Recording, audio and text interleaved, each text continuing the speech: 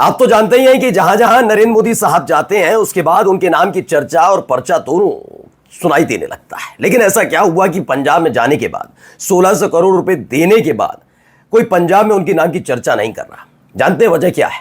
क्योंकि 10 दिन बाद जब नरेंद्र मोदी साहब पंजाब में गए बाढ़ पीड़ितों की सुध लेने, उस दौरान तब तक पंजाब तक इतनी मदद मुसलमान समुदाय की तरफ से पहुंचा दी गई थी कि यकीन मानकर चलिए, सिर्फ पानी उतरने की देर है और उसके बाद पंजाब वैसा का वैसा 6 महीने के भीतर, 6 महीने भी ज्यादा ही बता रहा हूं, बहुत कम समय में पंजाब को वैसा ही खड़ा कर लेगा पंजाब का इंसान। ये मैं बार बार कहता हूं, कम्युनिटी है जो मदद करने के लिए जानी जाती है, मदद लेने के लिए नहीं।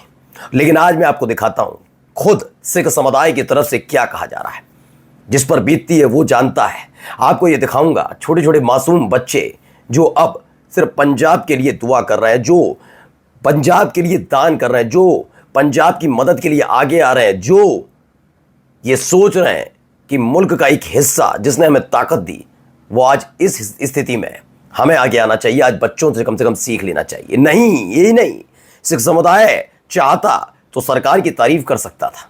सिख समुदाय चाहता तो मोदी सरकार के, मोदी साहब के जाने के बाद नरेंद्र मोदी साहब के नारे लगा सकता था। लेकिन ऐसा क्यों नहीं हुआ? क्योंकि उन्होंने अपनी आंखों से देखा कि जब जरूरत थी तब व्यस्त थे साहेब, और तब आए जब मुसीबत आधी से ज्यादा टल गई। नमस्कार, मैं हूं प्रज्वल गौतम और आप देख रहे हैं टाइम्स एक्सप्रेस। आज की एक खबर आपको दिखाने जा रहा हूं। खबर सबसे पहले देखिएगा, बहुत महत्वपूर्ण खबर है दोस्तों।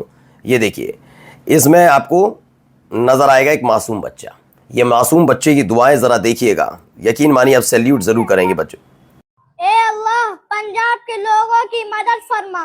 वहाँ जो पानी आया हुआ है उसको अपने गैब से खत्म फरमा और मेरी दुआ को पंजाब के लोगों के हक में कबूल फरमा। आमीन। तो ये छोटे छोटे बच्चे हैं। इन छोटे बच्चों के बारे में अब आप क्या ही कहेंगे। पंजाब के लिए दुआओं का दौर जारी है। इससे पहले मैंने आपको दिखाया कि मुस्लिम समाज की जो महिलाएं हैं उन्होंने अपने जेवरात तक बेच दिए। मैंने ये भी दिखाया कि छोटी छोटी बच्चियां थी, उन्होंने अपना जो जेब खर्च मिलता था, जितना पैसा वो बचाते हैं, आप तो जानते ही हम सबके परिवार में माता पिता की तरफ से पैसा दिया जाता है, वो पैसा उन्होंने मदद के लिए आगे आकर पंजाब के लिए दिया। ये भी दिखाया मैंने आपको कि किन्नर समाज भी आगे आ गया। ये भी दिखाया मैंने आपको कि कैसे एक एक समुदाय जो वहाँ पर काम कर रहा है, मुस्लिम समुदाय जो गंदगी हटाने का काम कर रहा है, उन्हें जो जेवरात मिल रहे हैं वो जेवरात भी लौटाएगा। ये कौन सी कम्युनिटी है? ये कौन से दाढ़ी टोपी वाले लोग हैं जिन्हें हम गद्दार कहते रहे? हम का मतलब समझ रहे हैं मैं किसकी कह रहा हूँ। उन्हें गद्दार कहते रहे, उन्हें ये कहते रहे, समझाते रहे, बताते रहे कि ये तो गद्दार है। मैं हमेशा कहता हूँ कि हर धर्म में कुछ ना कुछ मुट्ठी भर ऐसे लोग होते हैं जो उस धर्म को, लोगों को बरगलाने की कोशिश करते हैं। एक वक्त ऐसा भी आता है कि कुछ लोग बहकावे में आ जाते हैं, लेकिन समय रहते जब लोग सीखते हैं तो इससे पता लगता है कि हाँ, चीज़ें बदल रही हैं और बदल रही हैं चीज़ें। मैं फिर कहता हूँ, सिर्फ मुसलमान समुदाय नहीं है, मुस्लिम समुदाय और सिख समुदाय दोनों मानेंगे कि हिंदू समाज की तरफ से भी लगातार मदद की जा रही है। लेकिन वो लोग कहीं नजर नहीं आते जो इन्हें गद्दार कहते थे, देशद्रोही कहते थे। इन्हें उठाया गिरा कहते हो ना, पंचर वाला कहते हो। चाहते तो जेवरात अपनी जेब में रखकर जा सकते थे। इन्हें बच्चों को क्या फर्क पड़ रहा है? क्यों पंजाब के लिए दुआ मांगे? लेकिन वो जानते हैं आने वाले वक्त में यही वो पंजाब है जो हमें रोटी देता है। अन्न हर जगह उगता है, कोई बड़ी बात नहीं है, लेकिन पंजाब से जो ताकत मिलती है ना, वो ताकत बहुत बड़ी है। आइए अगली खबर दिखाता हूं आपको। यहां पर भी देखिए, एक तस्वीर यहां से निकल कर आई। ये टीम लखनऊ है। लखनऊ की टीम, सिख समुदाय से आने वाले लोग मदरसे में पहुंचे थे। वहां जितनी ज़्यादा मदद दी जा सकती दी गई। ये बताया गया लखनऊ में मदरसों में पहुंचे ये लोग, और ख़ास तौर पर मदरसों में इस तरह की व्यवस्था की गई कि सब बच्चे अपनी अपनी तरफ से पैसे दान करेंगे। और पीछे आप देख सकते हैं मौलवी साहब खड़े हुए हैं, सब वहाँ पर मौजूद। ये अपने आप देखिए, छोटी छोटी बच्चियों को देखिए, इनको क्या पता क्या करना है क्या नहीं है। उनको ये पता है बस हमारा मुल्क का एक इस हिस्सा इस समय करा रहा है, वो मुल्क का वो हिस्सा जिसने हमें हमेशा ताकत दी।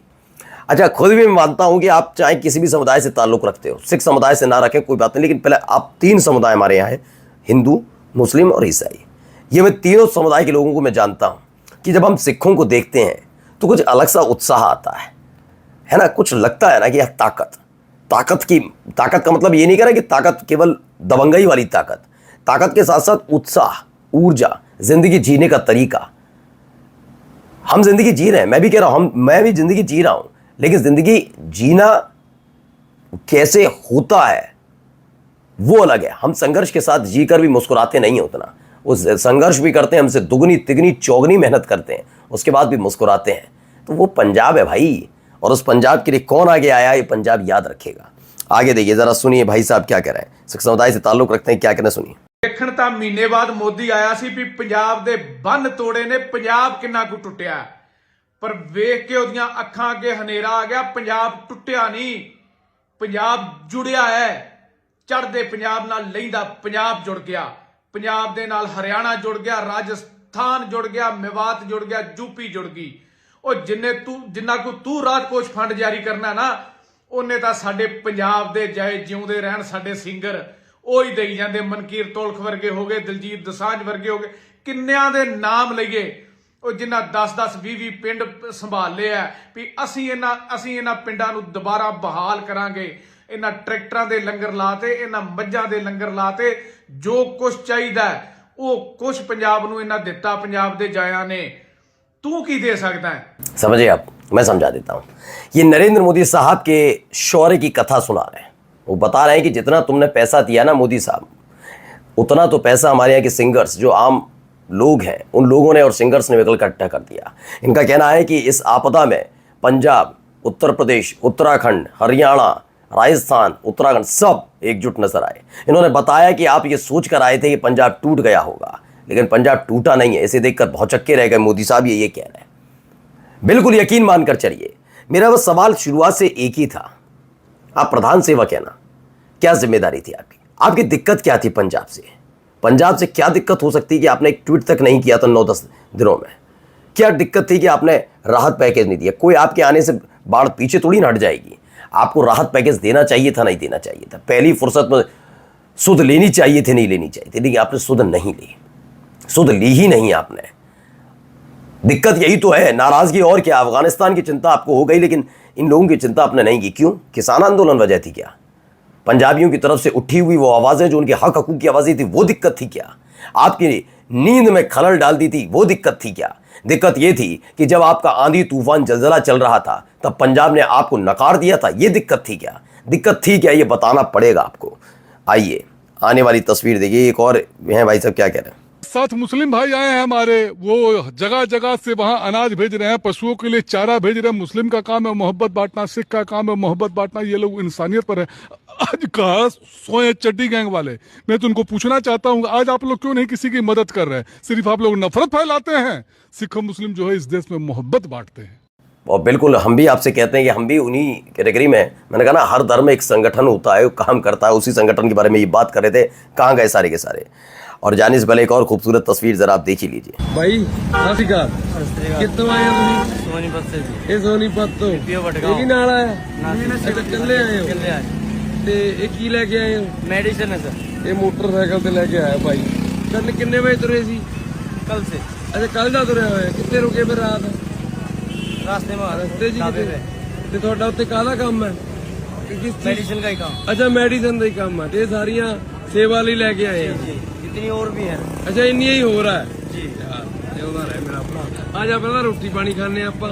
ਇੱਥੇ ਕੈਂਪ ਲੱਗਿਆਗਾ, ਆ ਦੇਖ, ਇਹ ਆਪਾਂ ਦਵਾਈਆਂ ਵਾਲਾ ਹੀ ਆ। ਡਾਕਟਰ ਬਿਠਾਇਆ, ਜਿਹੜੀ ਚੀਜ਼ ਨੂੰ ਚਾਹੀਦੀ ਆ ਕੇ ਲੈ ਜਾਓ ਜਿੰਨੀ ਮਰਜ਼ੀ। ਪਰ ਤੇਰਾ मैं भी क्लिनिक अपना ਬਸ ਤੈਨੂੰ ਸਾਰਾ ਕੁਝ ਪਤਾ ਹੀ ਹੈ। ਪਰ ਤੈਨੂੰ ਸਲਾਮ ਆ, ਉੱਤਰ ਪਹਿਲਾਂ ਤੂੰ ਚਾਹ ਪਾਣੀ पी ਇੱਧਰ ਕੇ, फिर देखते हैं ਆਪਾਂ।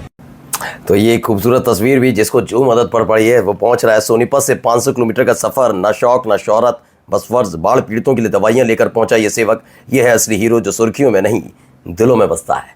यकीन मानकर चलिए, यही हिंदुस्तान है, यही भारत है, यही इंडिया है, यही हमारी ताकत है और भाईचारा जिंदाबाद। नमस्कार।